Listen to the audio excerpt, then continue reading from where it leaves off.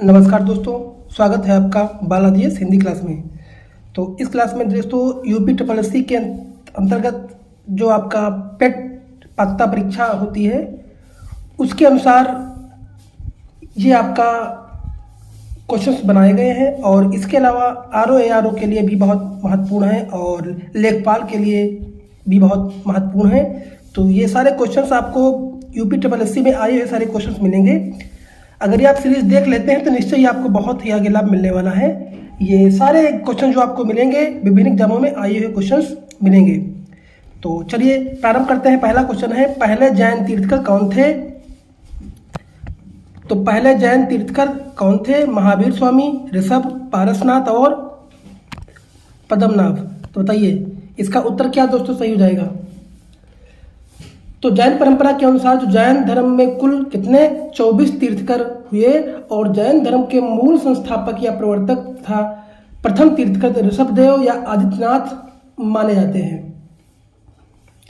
और 23वें तीर्थक जो हैं ये पार्श्वनाथ हैं और तथा महावीर स्वामी जैन धर्म को 24वें तीर्थकर के रूप में माना जाता है। तो इसका उत्तर आपका दोस्तों पहले जैन तीर्थकर ये आपका ऋषभ हैं। तो ऑप्शन नंबर बी दोस्तों सही हो जाएगा। चलिए अगला क्वेश्चन देखते हैं। 24वें जैन तीर्थकर में से अंतिम तीर्थकर थे पार्श्वनाथ, ऋषभ, महावीर और अरिष्टनेमी। बताइए तो ऑप्शन नंबर दोस्तों क्या सही हो जाएगा? तो इसका उत्तर दोस्तों सही जाएगा। जो अंतिम तीर्थकर थे वो आपके महावीर स्वामी थे, जो कि ऑप्शन नंबर सी दोस्तों आपका सही हो जाएगा। चलिए अगला है, जैन धर्म में 3 त्रिरत्न दिए जाते हैं और उन्हें निर्वाण का मार्ग कहा जाता है। वे क्या हैं? सही भाषण, सही ज्ञान और सही आचरण, सही विश्वास, सही ज्ञान और सही व्यवहार, सही विश्वास, सही पथ और सही आचरण, सही विश्वास, सही ज्ञान और सही आचरण। बताइए ऑप्शन नंबर दोस्तों क्या सही हो जाएगा? दोस्तों हमारे क्वेश्चन बताने से पहले आप लोग गेस किया करिए कौन सा उत्तर सही हो जाएगा। तो उत्तर दोस्तों आपका सही हो जाएगा सही विश्वास, सही ज्ञान और सही आचरण। ऑप्शन नंबर डी दोस्तों सही हो जाएगा। जैसा कि देखते हैं आप सारे एग्जाम यूपी ट्रिपल एससी में आए हुए सारे क्वेश्चन हैं, बहुत ही इंपॉर्टेंट हैं, मोस्ट इंपॉर्टेंट क्वेश्चन है, इसलिए इस सीरीज को देखना नहीं, इसको जरूर आप लोग पूरा कवर करना। चलिए अगला है, मनुष्य जीवन का सर्वोत्तम ध्येय है कैवल्य, जिसका अर्थ है इच्छाओं पर विजय प्राप्त करना, दूसरों की सेवा करना, दूसरों को शिक्षा देना और दूसरों का अनुसरण करना। बताइए तो ऑप्शन नंबर दोस्तों आपका सही हो जाएगा। ऑप्शन नंबर सही हो जाएगा इच्छाओं पर विजय प्राप्त करना, जो कि ऑप्शन नंबर ए दोस्तों आपका सही हो जाएगा। क्योंकि मनुष्य जीवन का चरम लक्ष्य कैवल्य की प्राप्ति है और कैवल्य का साम्य इच्छाओं पर विजय प्राप्त करने से स्थापित किया जाता है, क्योंकि इच्छाओं पर विजय प्राप्त के बिना कैवल्य संभव नहीं है, जो कि ऑप्शन नंबर ए दोस्तों इसका सही हो जाएगा। तो ये क्वेश्चन सारे आपको दोस्तों जैन धर्म महावीर जो शिक्षाएं जीवन एवं शिक्षाएं हैं और जैन धर्म से सारे क्वेश्चंस आपको देखने को मिलेंगे और इससे यूपी ट्रिपल एससी में क्वेश्चंस बना है और इससे यूपी ट्रिपल एससी में टेट में भी क्वेश्चंस बन चुका है और यूपी ट्रिपल एससी में तो बहुत सारे एग्जामों में ये क्वेश्चन इससे बनते हैं। तो चलिए प्रारंभ करते हैं। अगला आपका मौर्य वंश और मौर्य सम्राट अशोक के बारे में पढ़ेंगे दोस्तों। चलिए पहला क्वेश्चन इससे जो है, मेगस्थनीज जिन्होंने भारत के बारे में प्रसिद्ध ग्रंथ इंडिका लिखी है वह मूल रूप से किस देश के थे? पुर्तगाल, ग्रीस, मिस्र और तुर्की। बताइए तो मेगस्थनीज थे ये दोस्तों ग्रीस के थे, जो कि ऑप्शन नंबर दोस्तों आपका बी सही हो जाएगा। क्योंकि ये मूलतः ग्रीस यानी यूनान का निवासी था और जो सेल्यूकस निकेटस का राजदूत बनकर दोस्तों चंद्रगुप्त मौर्य के दरबार में आया था। और मेगस्थनीज की प्रसिद्ध पुस्तक के बारे में कहें तो इंडिका जो है इसकी बहुत इंपॉर्टेंट पुस्तक है इंडिका। चलिए अगला है, मौर्यकालीन भारत के विवरण वाली इंडिका के लेखक थे ह्वेनसांग, इसमें से कोई नहीं, या फरहान या मेगस्थनीज। देखिए पेट में क्वेश्चन इससे बना है, देखिए पेट में इससे क्वेश्चंस बन चुका है। तो इसका उत्तर दोस्तों हो जाएगा मेगस्थनीज। इंडिका के लेखक कौन थे? मेगास्थनीज, जो कि ऑप्शन नंबर डी दोस्तों सही हो जाएगा। चलिए अगला क्वेश्चन, विशाखा दत्त द्वारा लिखित मुद्रा राक्षस कौन सी भाषा में लिखी गई है? तमिल, पाली, संस्कृत और हिंदी, बताइए। तो ये जो आपकी लिखी गई है ये संस्कृत भाषा में लिखी गई है, जो कि ऑप्शन नंबर सी दोस्तों आपका सही हो जाएगा। और ये मुद्रा राक्षस जो है ये विशाखा दत्त के द्वारा लिखित है। मुद्रा राक्षस बहुत इंपॉर्टेंट पुस्तक है और संस्कृत भाषा में लिखी गई है। और भाषा यानी नाटक है, ये क्या है आपका? एक नाटक है, और जिसकी रचना 4वीं सदी के उत्तरार्ध एवं 5वीं सदी के पूर्वार्ध में की गई थी। और इसे हिंदी में अनुदित करने का श्रेय भारतेय हरिश्चंद्र को दोस्तों प्राप्त है। अगला है, सम्राट अशोक का कौन सा शिलालेख कलिंग पर उनकी विजय का उल्लेख करता है? प्रथम, चतुर्थ, 10वें और 13वें, बताइए।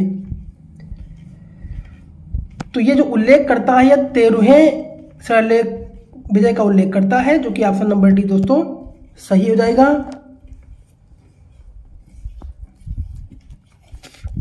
और कलिंग युद्ध था, उसके परिणामों की विजय में अशोक के 13वें शिलालेख में विस्तृत सूचना प्राप्त होती है। अशोक ने अपने राज्याभिषेक के 8वें वर्ष 261 ईसा पूर्व में कलिंग पर आक्रमण किया था। चलिए अगला है, अशोक के आक्रमण के दौरान कलिंग पूर्वी प्रांत की राजधानी कौन सी थी? तक्षशिला, पाटलिपुत्र, उज्जैन और तोसली, बताइए। तो ये आपका उत्तर दोस्तों हो जाएगा, ये जो थी ये आपकी तोसली थी, जो कि ऑप्शन नंबर डी दोस्तों सही हो जाएगा। और अशोक के आक्रमण के दौरान कलिंग की राजधानी जो कि कहां पड़ता है? तोसली उड़ीसा में पड़ता है। कहां दोस्तों पड़ता है? उड़ीसा में दोस्तों पड़ता है। अगला है, निम्नलिखित में से कौन सा अशोक के साम्राज्याधीन नहीं था? तो इसका उत्तर दोस्तों क्या सही हो जाएगा? तो ये आपका कश्मीर भी था, कर्नाटक था, कामरूप था, लेकिन आपका गुर्जर नहीं था, जो कि ऑप्शन नंबर बी दोस्तों आपका सही हो जाएगा। अशोक के कौन से शिलालेख में ब्राह्मी लिपि का प्रयोग नहीं किया गया है? सारनाथ, सहवाजगढ़ी, धौली और इसमें से कोई नहीं,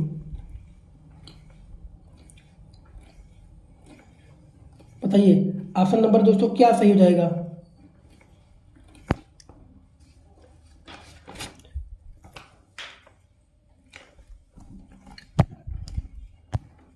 सॉरी दोस्तों, आपका जो 6 क्वेश्चन आता है ये कश्मीर, गुर्जर और कर्नाटक था, लेकिन आपका कामरूप नहीं था।